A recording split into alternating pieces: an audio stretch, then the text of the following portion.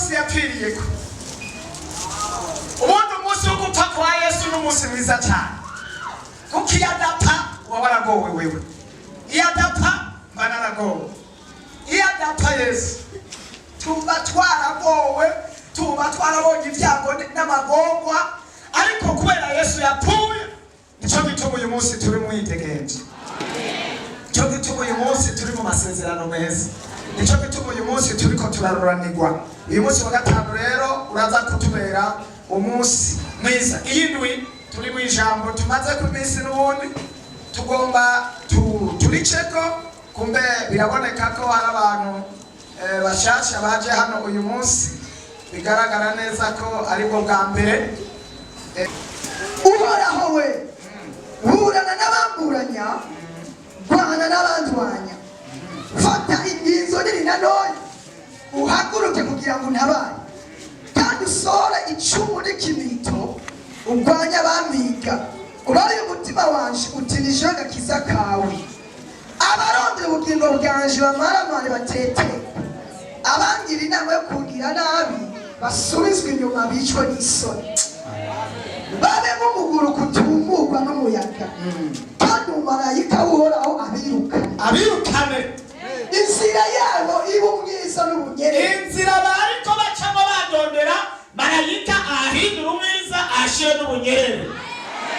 Kandi umumarayika w'Uhoraho abahiga. Kandi umumarayika w'Uhoraho ahiga bariko baraguhiga mu izina rya Yesu. Kuko bandeze umutego bandenganya. Kandi bimbiye ubugingo bwanje atanyanduruko. Kandi bimbiye ubugingo bwanje ikinogo ataco nabagize jewe. Kugesezwa kubatweko giturumbuka. Abariko barahiga ubuzima bwawe ukugesezwa kubashika ko giturumbuka. Kandi umutego bateze abari bufata. Kandi umutego bari baraguteze abari bufata bonyene. Bawugwemo bagesezwa. Bawugwemo bace bagesezwa. Ni umutima wanje uzovugiriza impundu Uhoraho. Dushaka twigereze ngaho dukomera amashyi Yesu.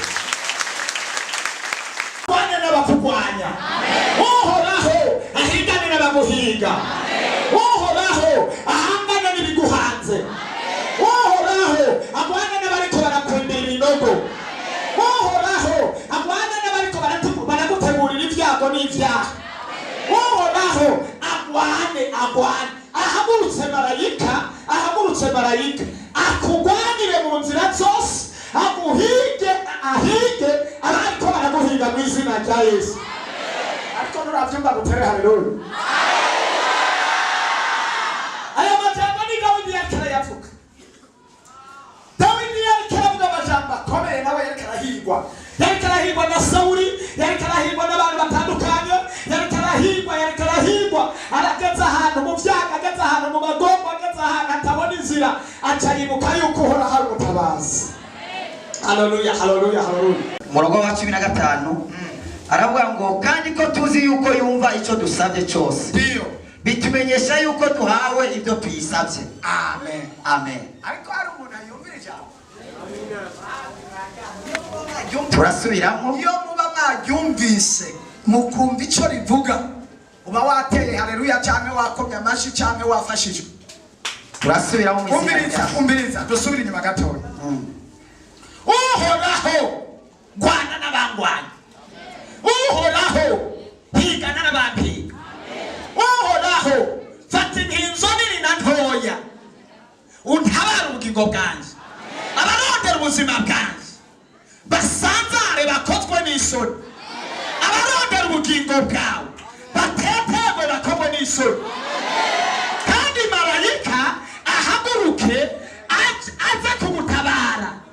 Kandi marayika aya majambo mwari mwayumvise? Ntabwo mwayumvise neza. Marayika w'Uhoraho ahaguruke agwanira ubugingo bwacu, ibinogo bibye abifurire. Kandi abarondera ubugingo bwacu bakomwe n'isoni batetewe. Kandi marayika w'Uhoraho ageseza bariko barakurondera ibinogo bakwimbiye, abaribo babigwamo, imitego baguteze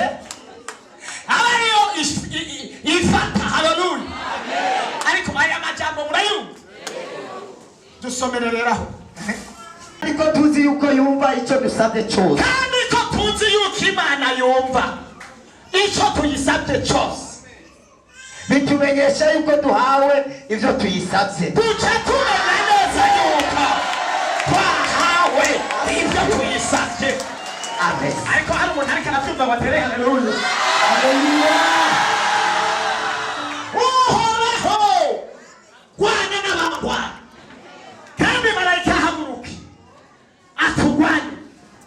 Yohana nawe ati kandi ko tuzi neza ko yumva ibyo tuyisabye twizera neza yuko duca duhabwa icyo twayisabye kubera yabyumvise.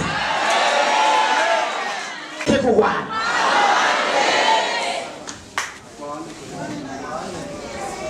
hari abantu bakurondera, hari abariko bakurondera kukugira nabi. Tureka abantu data, hariho shetani, hariho abadayimoni, hariho indwara, hariho abakurenganya, hariho abagomba kutabyara, hariho abagomba kutavuka, hariho abagomba kutazorongorwa, hariho abagomba kudatera imbere, hariho amarementanya ariko araba, hariho abakwipfuriza ibyago, hariho intambara, hariho ingorane. Iyo wambaye impuzu bakubita urutoki, iyo uraye ufunguye bakubita urutoki. Imana iguteye kwa kabiri ukabyibuha bavuga ngo hekijya nyakingene kimeze. Ibiguhiga birahari, ibikugwanya birahari, ibigusubiza inyuma birahari, ariko uhoraho ahaguruke.